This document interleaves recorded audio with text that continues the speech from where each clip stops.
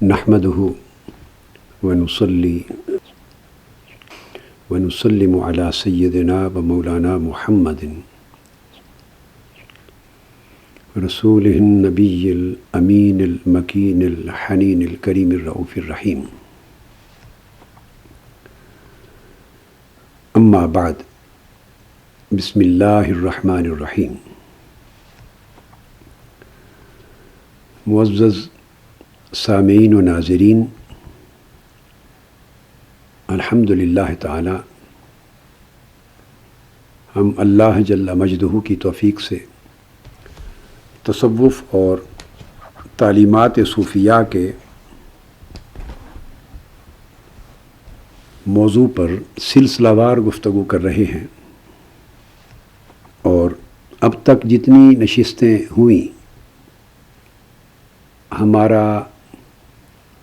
موضوع سخن تصوف کا لفظ اور اس کی اصطلاح کا معنی،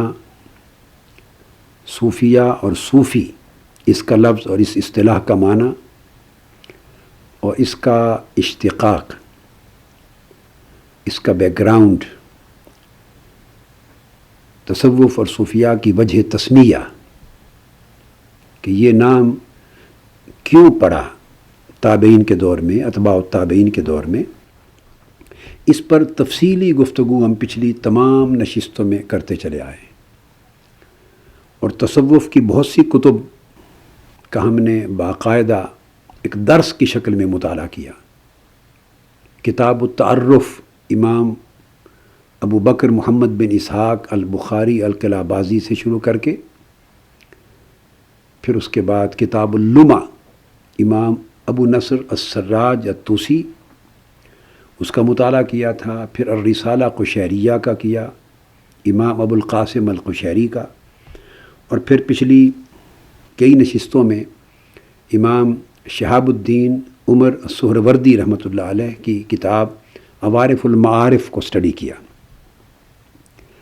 اس دوران استدلالاً، استناداً اور احتجاجاً کئی احادیث نبوی کا اور قرآن مجید کی آیات مبارکہ کا ریفرنس آیا، لیکن آج ہم اس سلسلہ وار گفتگو کے پہلے موضوع کی کنکلوڈنگ گفتگو کرتے ہوئے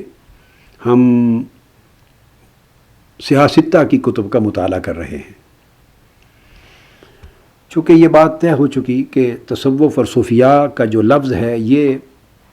زیادہ معتمد قول اور زیادہ معتبر قول اور زیادہ مقبول اور مختار قول یہ ہے کہ لفظ صوف کی بنیاد پر یہ لفظ وجود میں آیا. اور لفظ صوف جو کہ اون اور پشمین کو کہتے ہیں، اور یہ لباس تھا آقا علیہ الصلوۃ والسلام کا. آپ نے کئی طرح کے لباس زیب تن فرمائے، مگر صوف کثرت کے ساتھ آپ کا لباس رہا. انبیاء علیہ السلام میں کثیر انبیاء کا لباس تھا، اور ایک حدیث کی روح سے 70 انبیاء کا صوف کا لباس پہننا، پشمین اور اونی لباس پہننا ثابت ہوا. امام حسن بصری رضی اللہ تعالیٰ عنہ کے قول کے مطابق انہوں نے بدری صحابہ میں سے 70 صحابہ کرام کو صوف کے لباس میں دیکھا، اون یا پشمین کے لباس میں. پھر تفصیل سے گفتگو ہوئی اصحاب صفہ کی. کثرت کے ساتھ اصحاب صفہ صوف کا لباس پہنتے. تو اس لحاظ سے صوف لباس کے نسبت میں بھی انبیاء علیہ السلام اور صحابہ کرام کی سنت، اور اصحاب صفہ کے لباس ہونے کے ناطے صوف اور اصحاب صفہ کے دو جو الفاظ ہیں اور دو مادے ہیں اور دو بیک گراؤنڈز ہیں لفظ تصوف اور لفظ صوفیہ کی، وہ مل جاتی. ہم نے کثرت کے ساتھ بہت سی احادیث کا مطالعہ کتب میں کیا ہے دیگر انبیاء علیہ السلام اور صحابہ کرام کے ریفرنس سے، مگر آقا علیہ الصلوۃ والسلام کا صوف کا لباس پہننا، اس کے پاسنگ ریفرنس آئے ہیں، مگر تفصیلی مطالعہ اس سبجیکٹ کا ابھی تک شامل نہیں کیا تھا. وہ آج کر رہا ہوں کہ اس لباس کو اتنی اہمیت کیوں دی گئی. سب سے بڑی بات تو یہ ہے کہ یہ لباس مصطفیٰ صلی اللہ تعالیٰ علیہ وآلہ وسلم تھا۔ آقا علیہ السلام نے کثرت سے زیب تن فرمایا صوف کا لباس۔ یہی وجہ ہے یہ انبیاء کا لباس بھی رہا، چونکہ امام الرسل اور امام الانبیاء کا لباس ہونا تھا، اور پھر صحابہ کرام نے بھی اس لباس کو پسند کیا اور اصحاب صفہ نے بھی پسند کیا، اور اسی لباس کی نسبت سے زاہدوں اور عابدوں کا طبقہ صوفیاء کہلانے لگا۔ صوف یعنی اون کا لباس پہننے والے لوگ۔ اب پہلی حدیث میں صحیح بخاری کو لے رہا ہوں اس وقت، اس کی کتاب اللباس سے کوٹ کر رہا ہوں، صحیح بخاری کتاب اللباس، اور اس کا باب ہے، امام بخاری نے باب ہی قائم کیا ہے جبۃ الصوف کے نام سے۔ آپ اندازہ کریں، باب نمبر 11 ہے کتاب اللباس میں صحیح بخاری کا، اور امام بخاری قائم کرتے ہیں باب لبس جبۃ الصوف فی الغزو، اور بعض نسخوں میں صحیح بخاری کے بعض نسخوں میں باب لبس جبۃ الصوف آیا ہے، اس میں غزو کے الفاظ کے بغیر آیا ہے۔ تو یہ دونوں، اور اسی طرح پھر باقی امام ترمذی نے، امام ابن ماجہ نے اور کئی اور ائمہ نے پھر وہ لبس جبۃ الصوف یا لبس الصوف کے عنوان سے ہی قائم کیا ہے۔ تو یہ امام بخاری نے سفر میں، غزو سے مراد یہاں سفر ہے،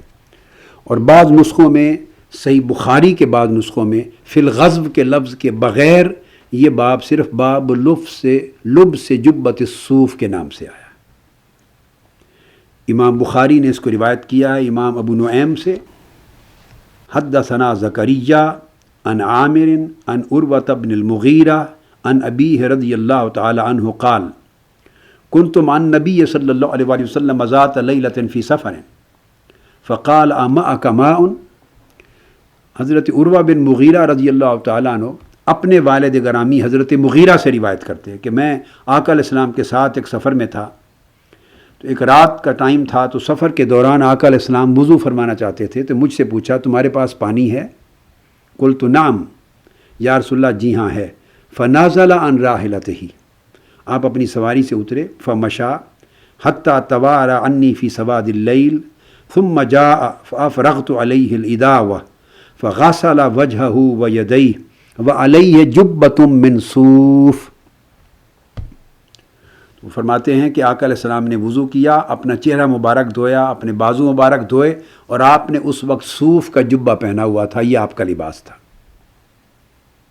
پھر وہ بیان اس لیے کر رہے ہیں فلم یستطع ان یخرج ذراعیہ منہا حتی اخرجہما من اسفل الجبہ فغسل ذراعیہ ثم ماسح براسہ، کہ اس جبہ کی جو آستینیں تھیں وہ ذرا تنگ تھیں، تو ان میں سے بازو مبارک نہیں نکل سکتے تھے،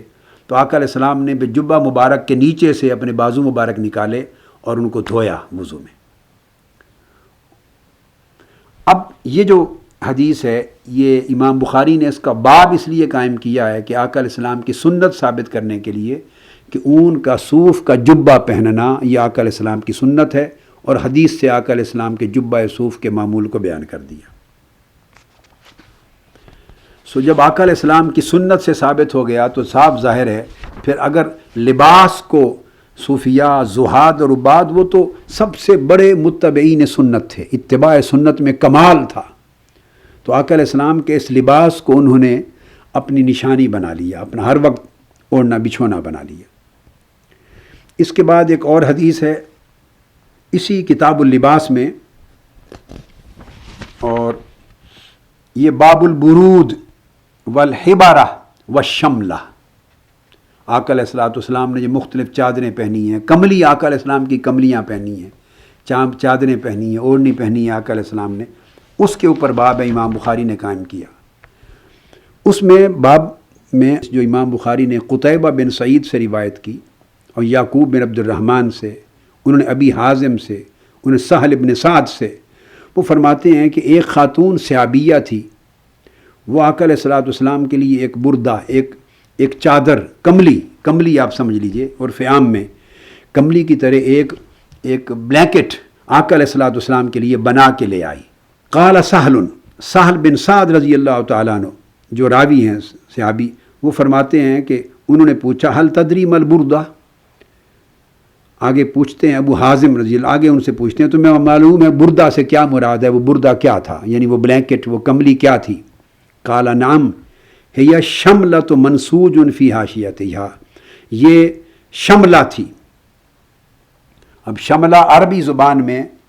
رداء من صوف کو کہتے ہیں، صوف کا بنی ہوئی کملی۔ تو آقا علیہ الصلوۃ والسلام جو کملی مبارک اوڑھتے بیشتر اوقات وہ بھی صوف کی ہوتی، بلینکٹ تھا، اور آقا علیہ الصلوۃ والسلام کا اوپر جو لباس تھا اوڑھنا وہ شملہ تھا اور ردائے صوف تھی، تو وہ بنا کے لائی۔ پھر آگے اس کے بعد ایک واقعہ ہے کہ جب آقا علیہ السلام پہن کے نکلے تو ایک صحابی تھے، انہوں نے دیکھا اور دیکھ کے تو عرض کیا یا رسول اللہ صلی اللہ علیہ وسلم، ایک شخص اٹھا، اس نے کہا یا رسول اللہ بڑا پیارا لگ رہا ہے تو مجھے عطا فرما دیں۔ تو آقا علیہ السلام نے فرمایا نعم، عطا کر دیتا ہوں۔ مجلس ختم ہوئی، جب اندر تشریف لے گئے تو آقا علیہ الصلوۃ والسلام نے پھر واپس آ کے تو لباس ان کو پہنا دیا۔ انہوں نے کہا بلکہ آقا مجھے پہنا دیں۔ فقال یا رسول اللہ اکسنیہا، یا رسول اللہ یہ لباس، یہ جبہ، یہ جو صوف کا کملی ہے آقا مجھے اڑا دیں، پہنا دیجئے۔ آقا علیہ السلام نے ان کو عطا کر دی۔ جب آقا علیہ السلام تشریف لے گئے تو صحابہ کرام نے پوچھا اس سے صحابی سے بھی آپ کو یہ بھی معلوم ہے کہ آپ سے کوئی سوال کر لے تو آپ سائل کو موڑتے نہیں، نہ نہیں کہتے، تمہیں علم ہے؟ اس کے باوجود عجیب بات ہے، اور آقا علیہ السلام کو کتنا خوبصورت لگ رہا تھا، تم نے وہی مانگ لیا۔ ایک خاتون آقا علیہ السلام کے لیے بنا کے لائی تھی، آپ نے پہنا، تم نے وہ مانگ لیا جانتے ہوئے کہ انکار نہیں کریں گے۔ تو صحابی کا جواب بڑا ایمان افروز ہے۔ صحابہ کرام نے پوچھا وقال له القوم ما احسنت سألتها إياه وقد عرفت أنه لا يرد سائلہ، فقال الرجل والله ما سألتها إلا لتكون كفني يوم أموت۔ صحابی نے جواب دیا خدا کی قسم میں نے کسی لالچ اور کسی اور غرض سے وہ نہیں مانگا، صرف اس لیے مانگا ہے کہ میری وفات ہو تو یہ میرا کفن بنے، کیونکہ آقا علیہ السلام نے اس کو پہنا تھا تو میری خواہش ہوئی کہ جب مجھے دفن کیا جائے، قبر میں رکھا جائے تو اب اسی کملی میں لپیٹ کے رکھا جائے۔ قال سہل فکانت کفنہ، پھر وہ کمبلی جو تھی آقا علیہ السلام کی، وہ جو اونی جو اوڑھنی تھی آقا علیہ الصلوۃ والسلام کی چادر، وہ اس کا کفن بنا۔ اب یہ جو لفظ آیا ہے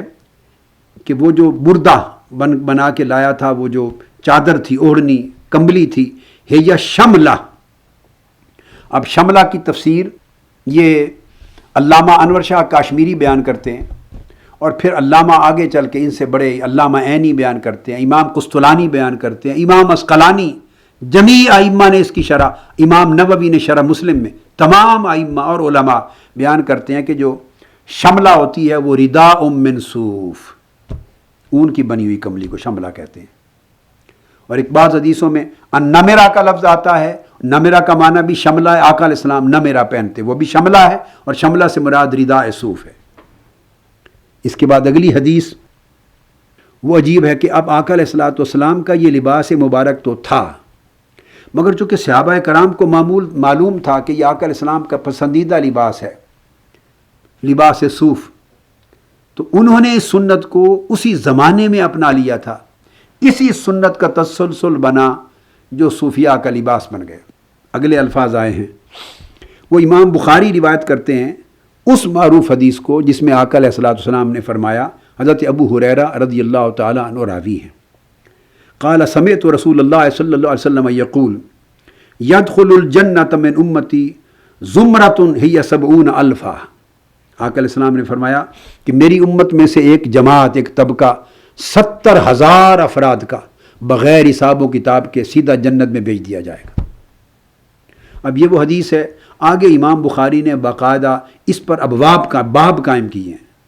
امام مسلم نے باب قائم کیے ہیں، متفق علیہ حدیث ہے، اور ہر سیاستہ کی ہر کتاب میں ہے، اور صحیحین میں اس حدیث کے لیے ائمہ نے، یعنی امام بخاری، امام مسلم نے تو ابواب اس عنوان کے ساتھ کئی ابواب قائم کیے۔ یہاں یہ حدیث ضمناً آ گئی کہ آقا علیہ السلام نے بیان کیا کہ ایک پورا جماعت، ایک طبقہ 70,000 میری امت کے لوگوں کا بغیر حساب و کتاب کے جنت میں جائے گا. تُضِیءُ وُجُوهُهُمْ إِضَاءَةَ الْقَمَرِ. باقی حدیث میں اور تفصیلات آئی ہیں کہ 14ویں رات کے چاند کی طرح ان کے چہرے چمک رہے ہوں گے. پھر آگے یہ بھی حدیث میں آگے چل کے آتا ہے کہ ان میں سے، ان 70,000 میں سے ہر 1000 اپنے ساتھ مزید 70,000 افراد کو جنت میں بغیر حساب و کتاب کے اپنی شفاعت کے ساتھ لے جائے گا. یہ شفاعت کے ابواب میں امام بخاری اور امام مسلم نے یہ حدیث روایت کی ہے. شفاعت کے ابواب میں کہ اولیاء صالحین شفاعت کریں گے بغیر حساب و کتاب کے، جن کی بخشش ہوگی. بلکہ قیامت کے دن جب حساب و کتاب شروع ہونا ہوگا تو اللہ رب العزت ارشاد فرمائیں گے، پہلی شفاعت جو آقا علیہ السلام کی ہوگی وہ یہ ہوگی کہ میرے محبوب، جو 70,000 آپ کی امت کے جن کو میں نے بغیر حساب و کتاب کے بخشنا ہے، دائیں دروازے سے ان کو تو پہلے سیدھا جنت میں جانے کا کہتے، وہ جنت میں چلے جائیں. حساب و کتاب بھی بعد میں شروع ہوگا. اور پھر آقا علیہ السلام نے فرمایا کہ ان میں سے ما کل الف 70 الفا، ان میں سے ہر 1000 کے ساتھ 70,000 آدمی چاہیں گے ان کی شفاعت کے ساتھ. پھر آگے ایک اور حدیث آتی ہے، اس میں آقا علیہ السلام نے فرمایا، بہت سے ائمہ نے اسے مختلف اسانید کے ساتھ روایت کیا، اور اس حدیث کو جو اب کوٹ کر رہا ہوں تمام اسانید اور طرق کے ساتھ ان تمام احادیث کو حافظ ابن کثیر نے استدلالاً اپنی کتاب تفسیر ابن کثیر میں قرآن مجید کی تفسیر میں جمع کر دیا ہے. اعتماد کرتے ہوئے، استدلال کرتے ہوئے تمام اسانید اور طرق کے ساتھ حافظ ابن کثیر نے بھی جمع کر دیا ہے. اگر کوئی تفصیل میں ان کو پڑھنا چاہے تو شفاعت پر جو میرا مجموعہ حدیث ہے، میری کتاب احسن الصناعہ فی اثبات الشفاعہ، اس میں میں نے ابواب قائم کر کے جملہ طرق اور اسانید سے جو حدیث میسر آ سکی ہیں میں نے جمع کر دی ہیں. اور یہ مسند امام احمد بن حنبل میں، ایک کوٹ کر دوں، مسند امام احمد بن حنبل میں ہے، مسند دارمی میں ہے، بہت ساری کتب حدیث میں ہے، طبرانی میں ہے، بیہقی میں ہے، مجموع الزوائد میں بہت کتب حدیث میں آئی ہے کہ آقا علیہ السلام، واقعہ یوں ہے کہ یہ 70,000 کا بغیر حساب و کتاب کے جانا، پھر ہر 1000 کے ساتھ 70,000 ان کے ساتھ اور بخشا جانا ان کی شفاعت سے. یہاں تک تو متفق علیہ حدیث ہے بخاری مسلم کی، اس پر تو کوئی انگلی بھی نہیں رکھ سکتا. اور جو اگلا تیسرا حصہ بتا رہا ہوں وہ بہت کتب حدیث میں ائمہ حدیث نے الگ طوروں سے روایت کیا، اور اسناد جید کے ساتھ، اسناد مقبولہ کے ساتھ، اور اسناد حسن کے ساتھ. اور میں نے استناداً اور استدلالاً کوٹ کیا کہ امام ابن کثیر نے بھی ساروں پر اعتماد کرتے ہوئے انہیں اپنی تفسیر ابن کثیر میں بھی جمع کیا ہے، قبول کیا کہ آقا علیہ السلام 3 دن نماز کے لیے باہر تشریف لاتے رہے، جماعت کرا کے اندر تشریف لے جاتے، پھر اگلی نماز کے لیے نکلتے، فوری چلے جاتے اور صحابہ کرام کے ساتھ مجلس نہ فرماتے. صحابہ کرام آپس میں بات چیت کرنے لگے، کیا ماجرا ہے؟ آقا علیہ السلام نماز پڑھا کے فوری اندر تشریف لے جاتے ہیں، آج تیسرا دن ہے ہمارے ساتھ مجلس نہیں فرمائی. تیسرے دن جب نکلے اور مجلس فرمائی تو صحابہ کرام نے آقا علیہ السلام سے پوچھا. اس پر آقا علیہ السلام نے فرمایا، اس حدیث کا مضمون مکمل ہوتا ہے. آقا علیہ السلام نے فرمایا کہ اللہ رب العزت نے مجھ سے وعدہ کیا شفاعت کے باب میں کہ آپ کی امت کے 70,000 افراد کو بغیر حساب و کتاب کے بخش دوں گا. میں نے عرض کیا باری تعالیٰ اس پہ اضافہ فرمائیے، اس میں اور بڑھا دیجئے کرم اپنا. تو اللہ پاک نے مجھ سے وعدہ کیا، میرے حبیب ان میں سے ہر 1000 کو اذن دوں گا، اختیار دوں گا شفاعت کا، اور ہر 1000 اپنے ساتھ پھر 70,000 اور لے کر جائے گا. تو اس طرح 70 بار 70,000 آدمی ساتھ جائیں گے بغیر حساب و کتاب کے. میں نے عرض کیا باری تعالیٰ اس میں اور اضافہ فرما، اور میں 3 دن اللہ کے حضور یہ درخواست کرتا رہا ہوں، باری تعالیٰ اور اضافہ کر، اور اضافہ فرما، اور اضافہ فرما. آج تیسرے دن اللہ پاک نے اپنا امر نازل کیا ہے. اس لیے میں تمہارے ساتھ نہیں بیٹھتا تھا، مجھے فکر تھی کہ میری امت میں شفاعت کی تعداد اور بڑھے، شفاعت کرنے والوں کی. تو اللہ نے آج کرم کیا اور میری درخواست قبول فرمائی، اور آج مجھ سے وعدہ فرمایا کہ میرے محبوب 1000 کے ساتھ 70,000 تو جائیں گے، مگر یہ 70,000 ایسے بنا دوں گا آپ کی امت میں بغیر حساب و کتاب کے جنت میں جانے والے کہ ان میں سے ما کل رجل 70 الفا، ان میں سے ہر ایک ایک شخص کے ساتھ 70,000 آدمیوں کی شفاعت ہوگی اور بغیر حساب و کتاب کے بخشش ہوگی۔ اور وفی روایت ما کل واحد 70 الفا، ان 70,000 افراد کی شان یہ ہوگی کہ ان میں سے ہر ایک شخص آگے 70,000 کی شفاعت کر کے جنت میں لے جائے گا۔ صحابہ کرام خوش ہوئے۔ تو یہ ہے 3 درجوں میں یہ پوری حدیث کا ایک مضمون ہے۔ یہاں اس مقام پر صرف پہلا حصہ بیان کیا کہ وہ بیان کیا کہ 70,000 افراد جائیں گے۔ آگے پھر ایک صحابی کھڑے ہو گئے، ان کا نام ہے حضرت عکاشہ بن محصن۔ حضرت عکاشہ بن محصن کھڑے ہوئے، الاسدی رضی اللہ تعالیٰ عنہ۔ یرفع، اب امام بخاری حدیث لائے ہیں، روایت کرتے ہیں، یرفع نمرۃ علیہ، حضرت عکاشہ بن محصن الاسدی کھڑے ہوئے، یہ بات سن کر مجلس میں کھڑے ہو گئے اور پھر کہتے ہیں کہ ان کے اوپر نمیرہ تھی۔ نمیرہ بھی اوڑھنی، چادر، کملی کو کہتے ہیں، نمیرہ تھی۔ اور ائمہ حدیث نے، آگے میں اس کی کوٹ کروں گا، امام عسقلانی کو، قسطلانی کو ریفرنس دے دوں گا، مضامین آپ سن لیجئے۔ تو نمیرہ تھی، اور نمیرہ کی وضاحت بھی کرتے ہیں، اس سے مراد الشملہ رداء صوف ہے،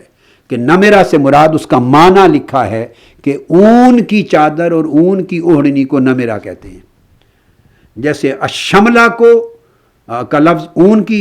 چادر کے لیے استعمال ہوتا ہے، صوف کی، نمیرہ کا لفظ بھی صوف کی چادر کے لیے استعمال ہوتا ہے۔ تو گویا یہ عرض کرنے والے کہ یا رسول اللہ صلی اللہ علیہ وسلم مجھے ان 70,000 میں شامل کرا دیجئے، شامل کر دیجئے۔ تو انہوں نے جو اپنے اوپر جبہ یا چادر اوڑھ رکھی تھی، وہ چادر بھی صوف کی تھی۔ تو پتہ چلا کہ یہ سنت معمول بن چکی تھی، رواج پا چکی تھی۔ اسی رواج کو صوفیاء نے کنٹینیو کیا، جو ان کا عنوان بن گیا۔ تو آقا علیہ السلام کی بارگاہ میں جب عرض کیا یا رسول اللہ، قال ادعو اللہ لی یا رسول اللہ ان یجعلنی منہم، دعا کیجئے کہ اللہ تعالیٰ مجھے ان 70,000 میں شامل کر دے۔ فقال اللہم اجعلہ منہم، اے اللہ تعالیٰ اس کو ان 70,000 میں کر دیں۔ اور ایک اور حدیث دوسرے مقام پر آقا علیہ السلام نے فرمایا انت منہم، عکاشہ تو انہی 70,000 میں سے ہے، عکاشہ تو ان 70,000 میں سے ہے۔ یہاں دعا کے الفاظ آئے ہیں۔ ثم قام رجل من الانصار، پھر ایک اور شخص انصاری صحابی کھڑا ہوا، فقال یا رسول اللہ ادعو اللہ ان یجعلنی منہم، آقا میرے لیے بھی دعا کر دیں اللہ رب العزت کی بارگاہ میں کہ میں ان میں شامل ہو جاؤں۔ فقال رسول اللہ صلی اللہ علیہ وسلم سبقک عکاشہ، عکاشہ تجھ پہ سبقت لے گیا۔ اور حضرت انس بن، یہاں ابو ہریرہ رضی اللہ تعالیٰ عنہ راوی ہیں، اور پھر حضرت انس بن مالک رضی اللہ تعالیٰ عنہ سے بھی یہ حدیث مروی ہے حضرت قتادہ کے طریق سے، جس میں آقا علیہ السلام نے فرمایا انت منہم، صحیح مسلم میں بھی آگے ہے۔ تو یہ اگلی چیز معلوم ہو گئی کہ آقا علیہ السلام کی سنت کے پیش نظر یہ معمول تھا، صحابہ کرام نے بھی صوف کے لباس اور صوف کے جبے اور صوف کی کملیاں اور اوڑھنیاں پہننا شروع کر دی۔ اس کے بعد ایک بڑی ایمان افروز حدیث میں صحیح بخاری سے کوٹ کر لوں، پھر باقی کتب سے انشاءاللہ اس کا تذکرہ اور آئے گا، اور وہ یہ صحیح بخاری میں اسی کتاب اللباس میں ہے۔ امام بخاری مسدد کے طریق سے اور اسماعیل اور ایوب اور حمید بن ہلال کے طریق سے ابی بردہ سے یہ روایت لیتے ہیں، اور وہ فرماتے ہیں رضی اللہ تعالیٰ عنہ کہ اخرجت الینا عائشہ رضی اللہ تعالیٰ عنہ، ام المومنین حضرت عائشہ رضی اللہ تعالیٰ عنہ ہمارے پاس، اخرجت الینا عائشہ تو کساء و ازارا غلیظا فقالت قبض روح النبی صلی اللہ علیہ وسلم فی ہذین، کہ ام المومنین حضرت عائشہ صدیقہ رضی اللہ تعالیٰ عنہ ہمارے پاس ایک کساء، ایک چادر لے کر آئیں، پوری کملی لے کر آئیں، اور ساتھ پھر اور لباس بھی تھا، آپ کا تہبند بھی تھا، اور گاڑھا تھا، بڑا اون اس کا سلائی اس کی ہوئی تھی، اور بڑا کھردرا تھا، اور یعنی نرم ملائم یا پتلا نہیں تھا۔ تو فرماتی ہیں کہ خدا کی قسم آقا علیہ السلام کی روح مبارک اس لباس میں، یہ دو لباس کے 2 حصے ہیں، ان میں روح مبارک قبض ہوئی۔ آپ نے وصال فرمایا تو بوقت وصال آقا علیہ السلام کے زیب تن یہ لباس تھا۔ اب یہ جو کساء کا لفظ ہے، جمی محدثین اور شارعین حدیث نے. اس وقت میرے سامنے فیض الباری بھی ہے علامہ انور شاہ کاشمیری کی، اس وقت میرے سامنے فتح الباری بھی ہے امام ابن حجر عسقلانی کی، میرے سامنے ارشاد الساری بھی ہے امام قسطلانی کی، اور میرے سامنے عمدۃ القاری بھی ہے علامہ عینی کی. تمام شارعین حدیث میں کوٹ کر دوں گا، ان ساروں نے بلا اختلاف لکھا ہے کہ الکساء وہ رداء من صوف. یہ مغالطہ نہ رہے کہ وصال کے وقت بھی جس لباس میں حضور کی وفات مبارک ہوئی، وصال اقدس ہوا، وہ بھی اون کا لباس تھا. اب صوفیاء کرام کی اونی لباس کو اپنا شعار زندگی بنانا ایک بڑا عجیب پرلطف ایک تصور دیتا ہے کہ انہوں نے ذہن میں یہ رکھ لیا کہ عمر بھر تو کئی لباس آقا علیہ السلام نے پہنے، ان میں اونی لباس بھی شامل تھے، اونی کملیاں بھی شامل تھی، اونی بلیکٹ بھی شامل تھے، اون کے جبے بھی شامل تھے صوف کے، مگر اس لباس کو انہوں نے اپنا عنوان حیات بنا لیا کہ کتنا پیارا تھا آقا علیہ السلام کو وہ لباس کہ وصال اقدس بھی اسی میں ہوا، جس میں روح اقدس پرواز کر گئی. اس وقت جو لباس زیب تن تھا وہ بھی صوف کا تھا، اس لیے انہوں نے اس لباس صوف کو اپنا عنوان حیات بنا لیا، اپنی پہچان بنا لی. اسی میں اس لباس کی سائے صوف میں حضور کا وصال ہوا ہے. یہ احادیث آ گئیں. اب اس میں ضمناً ایک حدیث میں کوٹ کر دوں، اس کو میں پھر مصنف عبد الرزاق کے حوالے سے ایلیبوریٹ کروں گا. وہ حدیث امام بخاری کتاب اللباس ہی میں باب نمبر 24 میں لائے ہیں، باب الثیاب البید، سفید لباس کا باب قائم کیا ہے، اور اس میں امام بخاری نے روایت کیا ہے عن سعد رضی اللہ تعالیٰ عنہ قال رأیت بشمال النبی صلی اللہ علیہ وسلم ویمینہ رجلین علیہما ثیاب بید یوم احد ما رأیتہما قبل ولا بعد. حضرت سعد رضی اللہ تعالیٰ عنہ فرماتے ہیں کہ یوم احد جب غزوہ بدر جب غزوہ احد تھا، وہ فرماتے ہیں کہ میں نے آقا علیہ السلام کے دائیں اور بائیں جانب دو آدمی دیکھے، انہوں نے سفید لباس پہنے ہوئے تھے. یوم احد جیسے محافظ ہوتے ہیں آقا علیہ السلام کے ساتھ، دائیں اور بائیں دو لباس سفید. وہ کہتے ہیں خدا کی قسم میں نے ساری زندگی نہ اس سے پہلے کبھی صحابہ میں ان کو دیکھا تھا نہ اس کے بعد دیکھا. مطلب کہنے کا یہ ہے کہ وہ صحابہ کرام میں سے نہیں تھے، ہوتے تو میں ان کو دیکھتا. غزوہ احد تو 2 ہجری میں ہوا ہے، 8 سال باقی گزرے آقا علیہ السلام کی حیات پاک میں، اور اس کے بعد کا زمانہ بھی صحابہ کو کہتے ہیں میں نے عمر بھر نہیں دیکھا، نہ ان سے پہلے کبھی دیکھا تھا نہ ان کے بعد، صرف میدان احد میں حضور کے دائیں بائیں محافظ کے طور پہ تھے، میں نے ان کو دیکھا ہے. اور وہ کون تھے؟ دیگر احادیث کے ساتھ کولیبوریٹ کریں تو پتہ چلتا ہے آقا علیہ السلام کی خدمت میں اور محافظت کے لیے ملائکہ اترتے. یہ سفید لباس غزوہ بدر کے حوالے سے پھر آگے آتا ہے کہ آقا نے فرمایا وہ اپنا نشانی والا لباس پہن کے ملائکہ آئے ہیں، صحابیوں تم بھی نشانی والا لباس پہن لو. انہوں نے سفید رنگ کا صوف کا لباس پہنا. یہ غزوہ بدر کے باب میں آیا. یہ مصنف ابن ابی شیبہ ہے. یہ امام بخاری اور امام مسلم میں نے عرض کیا پہلے بھی، یہ دونوں کے شیخ ہیں. وہ روایت کرتے ہیں مصنف ابن ابی شیبہ میں غزوہ بدر میں تو چونکہ سارے جانتے ہیں کہ ملائکہ قطار اندر قطار آقا علیہ السلام کی دعا پر اترے تھے، اس کا تذکرہ کر رہے ہیں. تو یہ حدیث ہے حضرت ابن اون کے طریق سے، وہ عمیر بن اسحاق سے روایت کرتے ہیں کہ قال رسول اللہ صلی اللہ علیہ وآلہ وسلم، آقا علیہ السلام نے صحابہ کرام بدری صحابہ سے فرمایا تصوموا فإن الملائکۃ قد تصومت قال فهو اول یوم بدأ الصوف. فرماتے ہیں آقا علیہ السلام نے فرمایا اپنے صحابہ کو کہ تم بھی اپنی کوئی نشانی بنا لو، کیونکہ ملائکہ نے بھی اپنی نشانی قائم کی ہے. یہ کہہ کر آگے صحابی کہتے ہیں کہ وہ پہلا دن تھا کہ جس دن اون کا لباس صحابہ کرام کی نشانی بنا. اب صحابہ کرام کی نشانی بننے کا مطلب یہ لگتا ہے کہ ملائکہ کو بھی یہ لباس پہنایا گیا تھا. فرمایا تصوموا، تم بھی نشانی بنا لو اپنی. ملائکہ نشانیوں کے ساتھ، نشانی کے ساتھ آئے ہیں. فرماتے ہیں وہ پہلا دن تھا کہ جس دن صوف کا لباس، اون کا لباس صحابہ کرام کا یہ ہماری نشانی بن گیا. پھر اگلی حدیث حضرت علی شیر خدا رضی اللہ تعالیٰ عنہ سے مروی ہے، اس میں سیدنا مولا علی المرتضیٰ فرماتے ہیں کہ یوم بدر صحابہ کرام کی نشانی الصوف الابید تھا۔ سیدنا علی شیر خدا فرماتے ہیں کہ غزوہ بدر کے دن صحابہ کی نشانی سفید رنگ کا صوف کا لباس تھا، تو سفید رنگ کا اون کا لباس سب بدری صحابہ نے پہنا تھا۔ اب آپ دیکھیں وہ جو میں نے امام شہاب الدین سہروردی کے ریفرنس میں، امام قشیری کے ریفرنس سے، امام ابو نصر السراج الطوسی کے تمام کتب تصوف کے حوالے سے جو حدیث کوٹ کی اور کئی کتب سے کوٹ کی، جس میں صوفیاء روایت کرتے ہیں کہ امام حسن بصری رضی اللہ تعالیٰ عنہ نے فرمایا کہ میں نے 70 صحابہ کو، جو بدری صحابہ تھے غزوہ بدر میں شریک ہونے والے، ان کو صوف کے لباس میں ملبوس دیکھا۔ صاحب ظاہر ہے کہ غزوہ بدر کے وقت تو نہیں تھے نا امام حسن بصری رضی اللہ تعالیٰ عنہ، انہوں نے تو بعد میں دیکھا، تو وہ بدری صحابہ تھے، فرمایا ان میں سے 70 صحابہ میں نے دیکھے ہیں اون کے لباس میں۔ تو اس لیے وہ کہتے ہیں کہ پہلا دن تھا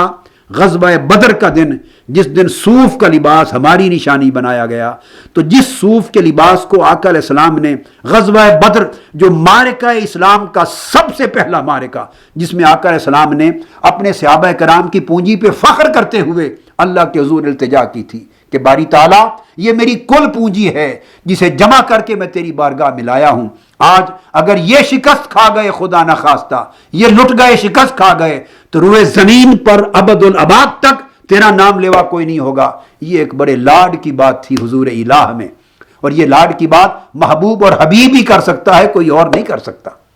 اور یہ کیف اور اس طرح التجا میں حضور اتنے فنا ہو گئے تھے کہ آپ کی کملی مبارک بھی نیچے گر پڑی، اور سیدنا صدیق اکبر رضی اللہ تعالیٰ نے عرض کرنے لگے آقا آپ کی بات رب کبھی واپس نہیں موڑے گا۔ ان کو یعنی درد ہوا کہ آقا علیہ السلام آج کتنی التجا میں ہیں۔ اس دن آقا علیہ السلام نے صحابہ کرام کو سفید اون کا لباس پہنایا، تو سفید اون کے لباس کو چونکہ بقول سیدنا علی مرتضیٰ اس حدیث کے تحت صحابہ کی نشانی بنایا گیا، سو اسی لباس کو صوفیاء نے اپنی نشانی بنا لیا۔ اس سے بڑھ کر اتباع سنت کی دلیل اور کیا ہو سکتی؟ یہ وہ ایک نقطہ تھا جو اس مقام پر میں نے چاہا کہ عرض کر دوں، کوٹ کر دوں۔ پھر امام ابن ابی شیبہ نے اس حدیث کو دوسرے طریق اور ایک اور سند کے ساتھ ایک اور مقام پہ بھی روایت کیا ہے۔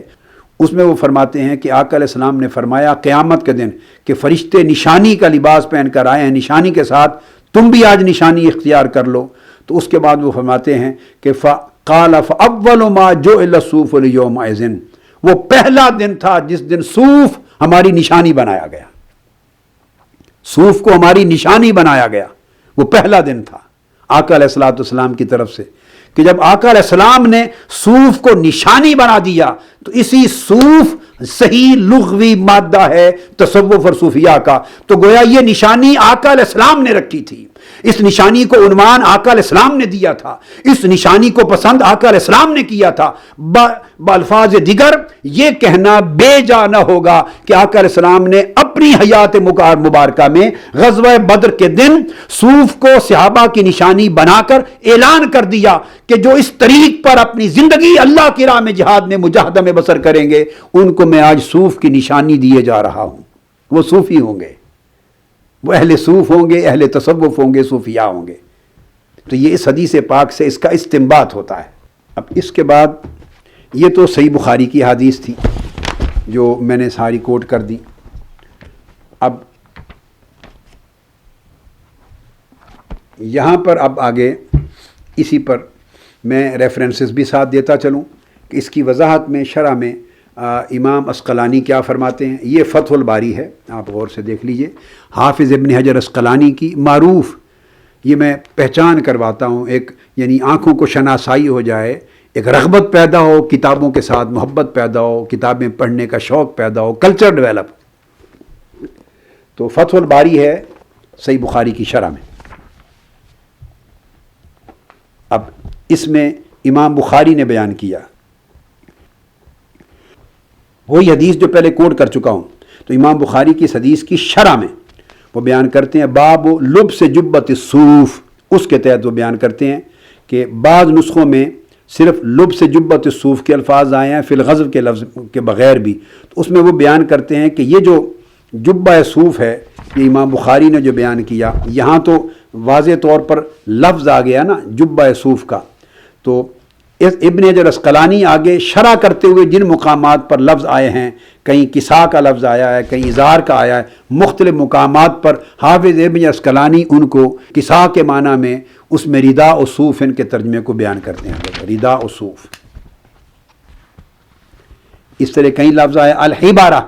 اس کی شرح میں بیان کرتے ہیں، مختلف الفاظ جو حدیث میں استعمال ہوئے ہیں ان کی شرح میں حافظ ابن عسقلانی نے ہر جگہ اس کی وضاحت کر دی ہے کہ اس سے مراد صوف کا لباس تھا۔ یہ حدیث نمبر 6542 کے تحت وہ جو حضرت عکاشہ رضی اللہ تعالیٰ عنہ والی حدیث گزری، 6542 پہ جا کے امام عسقلانی اس کی شرح کرتے ہیں، جس میں لفظ آتے ہیں فقام عکاشۃ بن محصن الاسدی یرفع نمرۃ علیہ، کہ ان کے اوپر نمرہ پہنی ہوئی تھی۔ امام عسقلانی بیان کرتے ہیں قولہ یرفع نمرۃ علیہ،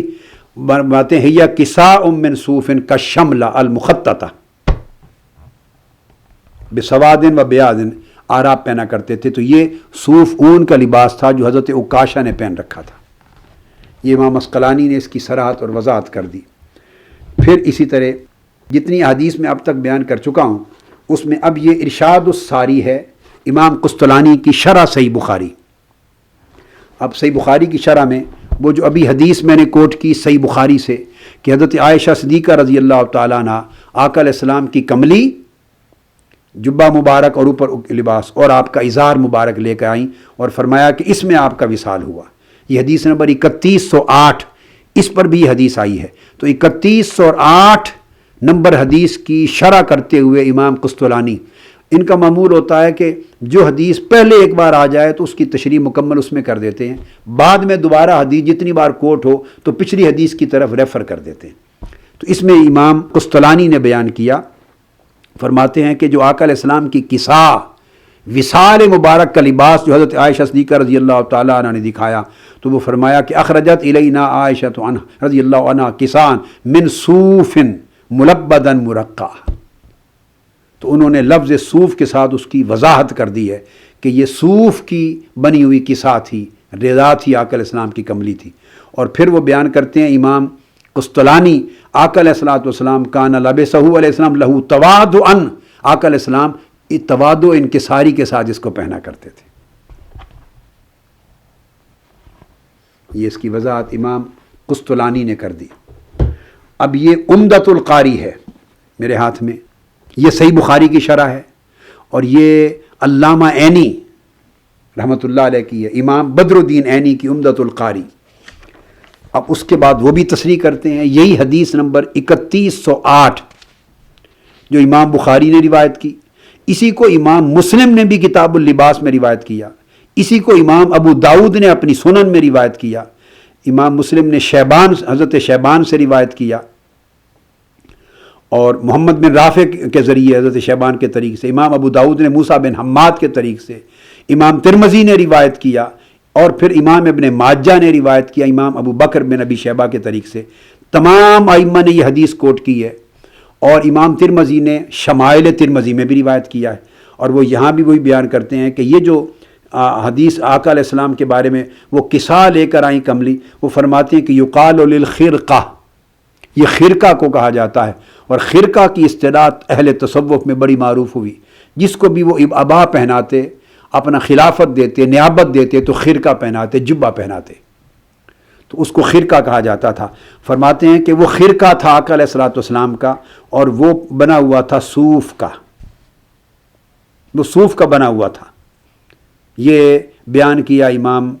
علامہ عینی نے، اور پھر وہ بیان کرتے ہیں کہ یہ تواضع اور ترک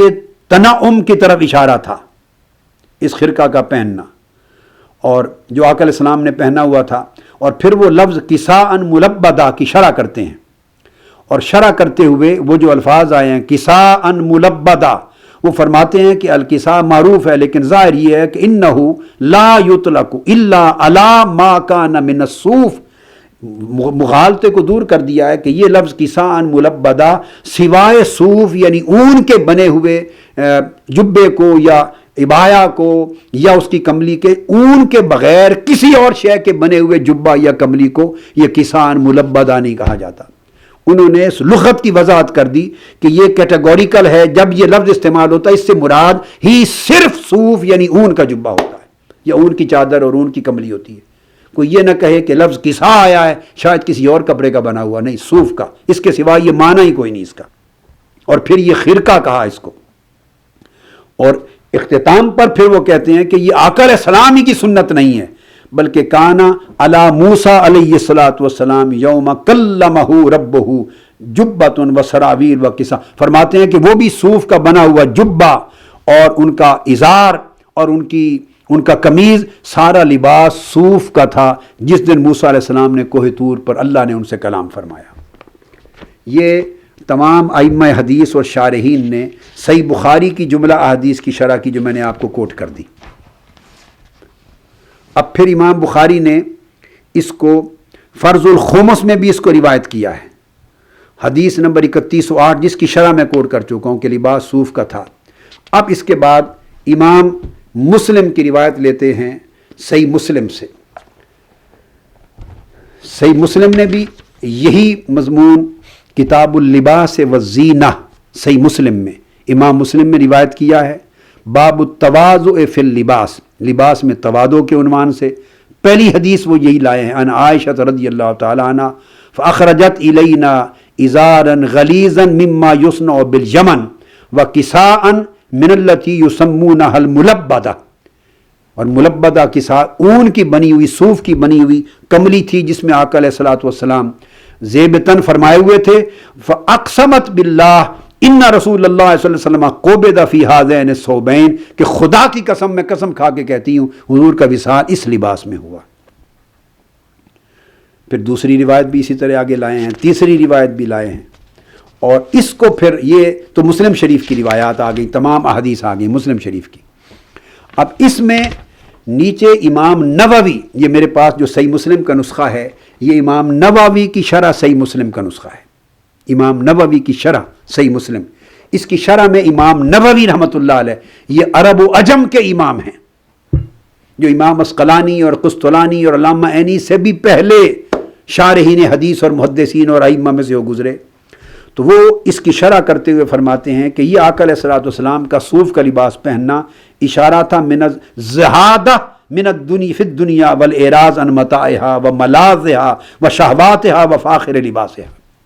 آقا علیہ الصلوۃ والسلام کا زہد کی طرف اشارہ تھا، دنیا سے بے رغبتی کی طرف اشارہ تھا، اور دنیا کی زینتوں اور متاع کی کثرت سے اعراض صرف نظر کی طرف اشارہ تھا، اور دنیا کی لذتوں اور شہوتوں اور اعلیٰ عمدہ لباسوں سے گریز کرنے کی طرف اشارہ تھا۔ یہ وہ نقطہ تھا لباس صوف جو اوائل دور میں اس تصور کو رواج دینے کے لیے، اس رغبت کو دلوں میں پیدا کرنے کے لیے اوائل ادوار میں زاہدوں اور عابدوں نے اس لباس کو اپنایا، اور اس کی وجہ سے ان کا نام صوفیہ پڑا۔ اور امام نووی بعد میں کہتے ہیں اس میں استحباب ہے کہ آقا کی ابتدا میں اس لباس کو پہنا جائے، صوف کے لباس کو، تو یہ مستحب ہے، امام نووی نے کہا اسی شرح میں۔ اور آقا علیہ السلام کا وصال مبارک بھی اسی لباس میں ہوا۔ پھر وہ حدیث پاک ہے جس میں آقا علیہ السلام نے اہل بیت کا ذکر کیا تھا کہ یہ اللہم ہؤلاء اہل بیتی، حضرت علی شیر خدا تھے، سیدہ فاطمہ زہرا تھی، حسنین کریمین ساتھ تھے، ان کو اپنی کملی میں چھپا کر فرمایا اللہم ہؤلاء اہل بیتی، اے اللہ یہ میری اہل بیت ہے۔ اس حدیث کی راوی ام المومنین حضرت عائشہ صدیقہ رضی اللہ تعالی عنہ ہے۔ اس مقام پر مختصراً چونکہ باب اللباس ہے تو مختصراً صرف لباس کا ذکر کیا ہے، باقی یہ حدیث اگلے مقام پر امام مسلم لائے ہیں، پوری کی پوری اہل بیت کی حدیث صحیح مسلم میں ہی لائے۔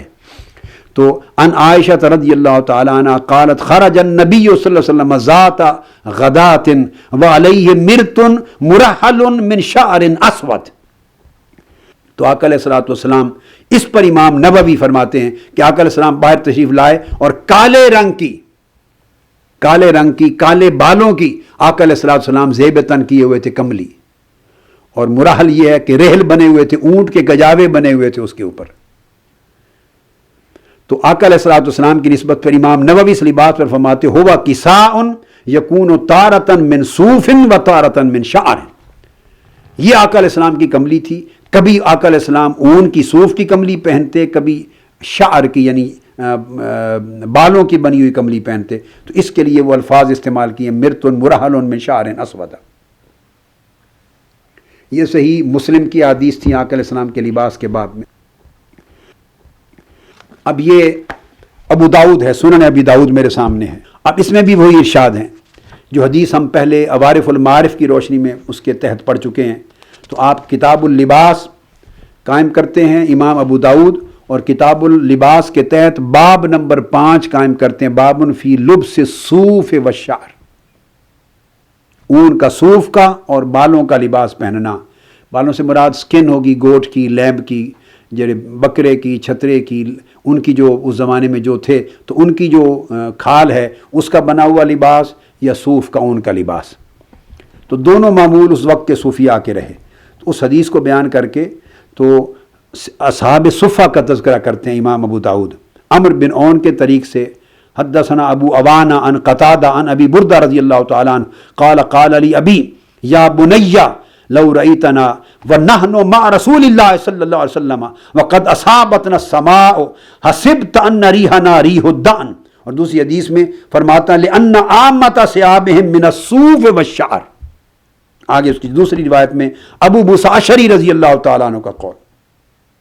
فرماتے ہیں کہ اے بیٹے اگر تو ہمیں اس وقت دیکھتا جب ہم صحابہ آقا علیہ السلام کے جھرمٹ میں آپ کے ارد گرد رہا کرتے تھے، اور ہم پر جب کبھی بارش ہو جاتی ہمارے لباس پر تو سمیل کرتا کہ ہمارے لباس سے پھر وہ خاص سمیل آتی. اس لیے کہ آگے دوسری حدیث جو حضرت ابو موسیٰ اشعری رضی اللہ تعالیٰ عنہ روایت کرتے ہیں اس سے، اس لیے کہ کثرت کے ساتھ جو ہمارا لباس ہوتا وہ صوف کا لباس ہوتا، کبھی اون کا لباس اور کبھی بالوں کا لباس ہوتا. یہ ریحنا ریح الدعن کی روایت آئی ہے. اور پھر آگے ایک نسخہ امام ابو داؤد کا، بعض نسخوں میں اس کے آگے یہ الفاظ کا اضافہ بھی آیا ہے. قال ابو داؤد، امام ابو داؤد نے وضاحت کی، یعنی من لباس الصوف، یعنی ہم صوف کا لباس پہنا کرتے تھے. اگر تو اس وقت ہوتا تو پہچان لیتا کہ ہماری علامت کیا تھی لباس کی. یہ ابو داؤد کی کا ریفرنس آ گیا حدیث کا، سنن ابی داؤد کا. اب میں دے رہا ہوں، یہ جامع ترمذی ہے میرے پاس، جامع ترمذی سیاہ ستہ کی. آپ اس سے اندازہ کریں گے کہ صوفیاء کرام کا ایک عمل لباس صوف پہننا اور عنوان حیات بنا لینا کتنا تتبع ہے، کتنی فنائیت ہے، کتنی ان کی وابستگی ہے، کتنی پختگی ہے، کتنی گہرائی ہے اور کتنی فنائیت ہے سنت رسول میں کہ آقا علیہ السلام کا پسندیدہ لباس جس کو کثرت کے ساتھ، جو بوقت وصال بھی تھا، جو بوقت غزوہ بدر بھی تھا، جو انبیاء کا بھی تھا، جو صحابہ کا بھی تھا، جو اصحاب صفہ کا بھی تھا، انہوں نے عنوان حیات بھی جب بنانا چاہا تو اسی لباس کی نسبت کو بنایا. تو وہ صوفیاء سنت رسول سے دور کس طرح ہو سکتے ہیں جو اس قدر پہلو اپنی زندگی کا اس کو بھی سنت رسول کی اتباع سے خالی نہیں جانے دیتے، باقی امور حیات میں حضور کی سنت سے خالی کس طرح ہو سکتے ہیں. تو تصوف نام ہی سنت رسول کی اتباع میں ظاہر اور باطن کے کمال پانے کا ہے. سنت رسول میں، اتباع رسول میں، پیروی رسول میں اگر مقام کمال کا مل جائے، ظاہراً بھی باطناً بھی، اور آقا علیہ السلام کے تتبع میں فنائیت نصیب ہو جائے، اس کا نام تصوف ہے. اب یہ امام ترمذی روایت کرتے ہیں، یہ بھی کتاب اللباس ہے، اور وہ لباس کتاب اللباس میں سیدنا موسیٰ علیہ السلام کا تذکرہ لائے ہیں امام ترمذی. حدیث نمبر 1734 ہے. حدثنا علی بن حجر حدثنا خلف بن خلیفہ عن حمید الاعرج عن عبداللہ بن الحارث عن ابن مسعود رضی اللہ تعالی عنہ عن النبی صلی اللہ علیہ وسلم قال کان علی موسیٰ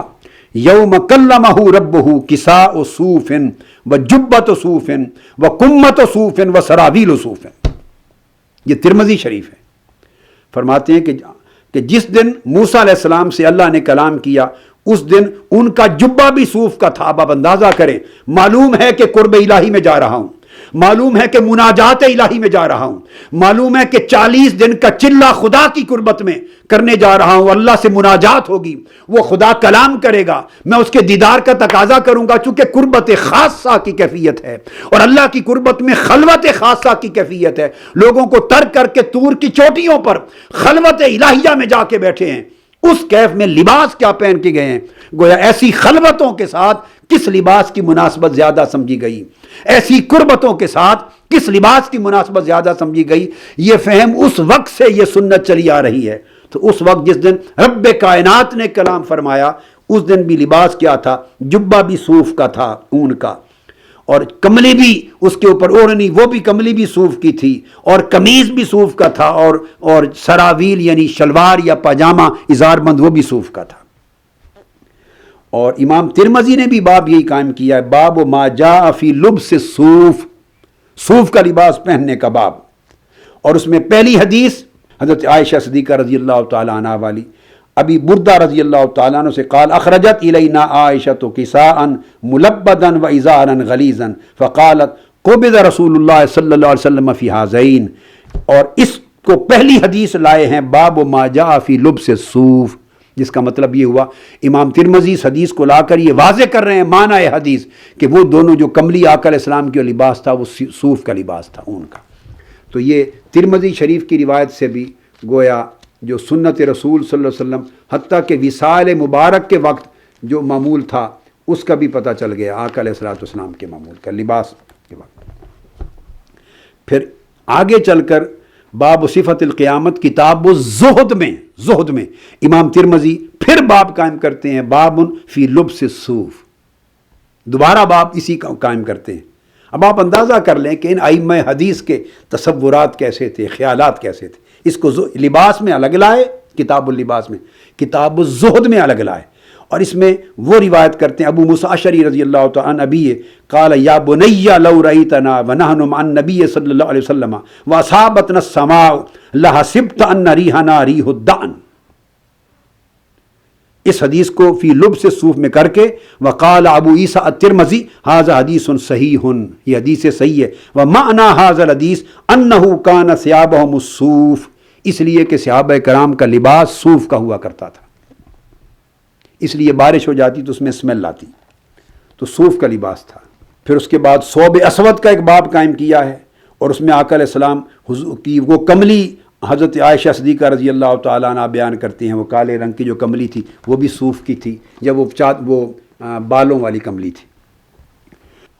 یہ آپ نے تمام کتب دیکھ لی۔ اب یہ آخر میں ابن ماجہ کو بھی دیکھ لیجئے۔ امام ابن ماجہ باب لباس رسول اللہ صلی اللہ علیہ وآلہ وسلم پورا باب قائم کرتے ہیں، لباس، کتاب اللباس میں پہلا باب۔ اس پہلے لباس کے اندر امام ابن ماجہ نے پہلی حدیث وہی بیان کی، کسائے ملبدہ صوف والی، اس کے بعد پھر آگے اگلی حدیث بیان کی، اور پھر آگے باب قائم کرتے ہیں، اسی میں حدیث نمبر آگے چل کے جو چوتھی حدیث بیان کرتے ہیں وہ بیان کرتے ہیں یحییٰ بن عثمان کے طریق سے انس بن مالک رضی اللہ تعالیٰ عنہ کی، اور ان الفاظ کے ساتھ کہ قال لبس رسول اللہ صلی اللہ علیہ وسلم الصوف، کہ آقا علیہ السلام نے صوف کا لباس پہنا، یہ آپ کا معمول تھا۔ یہ بیان کر کے پھر علی الاختصاص امام ابن ماجہ باب لبس الصوف الگ قائم کرتے ہیں، صوف کا لباس پہننا الگ قائم کرتے ہیں یہ باب، اور اس میں امام ابن ماجہ 3 احادیث پھر لباس صوف کی الگ لائے ہیں، لباس صوف قائم کر کے اس میں وہ حدیث لائے ہیں ان الفاظ کے ساتھ کہ عبادہ بن صامت رضی اللہ تعالیٰ عنہ فرماتے ہیں کہ آقا علیہ السلام خرج علینا رسول اللہ ذات یوم وعلی جبۃ رومیۃ من صوف، کہ آقا علیہ السلام باہر تشریف لائے، رومی جبہ ہوا پہنا ہوا تھا، رومی جبہ، اور وہ صوف کا بنا ہوا تھا، ضیقۃ الکمین، جس کے آستین تنگ تھے۔ تو آقا علیہ السلام کا پھر آگے حدیث ایک اور لائے ہیں حضرت سلمان الفارسی رضی اللہ تعالیٰ عنہ سے، اس میں وہ فرماتے ہیں سلمان فارسی رضی اللہ تعالیٰ عنہ ان رسول اللہ صلی اللہ علیہ وسلم تودع فقلب جبۃ صوف کانت علیہ فماسح بها وجہہ، آقا علیہ السلام نے وضو فرمایا اور جو صوف کا جبہ پہنا ہوا تھا اس کو الٹایا، اور پھر بعد ازاں اس سے آپ نے اپنے چہرے کو پوچھا، مسح فرمایا۔ تو یہ تمام احادیث پوری سیاستہ اس بات کی تصدیق کرتی ہے۔ اس سے پتہ چلا کہ یہ آقا علیہ السلام کی محبوب ترین سنت تھی، لبس صوف، لباس صوف۔ پھر بدری صحابہ کی محبوب ترین سنت تھی، وہ نشانی آقا علیہ السلام نے مقرر کی تھی۔ پھر اصحاب صفہ کی محبوب ترین سنت تھی۔ پھر جمیع انبیاء میں سے کثرت کے ساتھ جلیل القدر اولو العزم انبیاء کی سنت تھی، جن میں موسیٰ علیہ السلام بھی شامل ہیں، عیسیٰ علیہ السلام بھی شامل ہیں۔ تو اس صوف کے لباس کو جس کو انبیاء نے صحابہ نے اپنی نشانی بنایا تھا،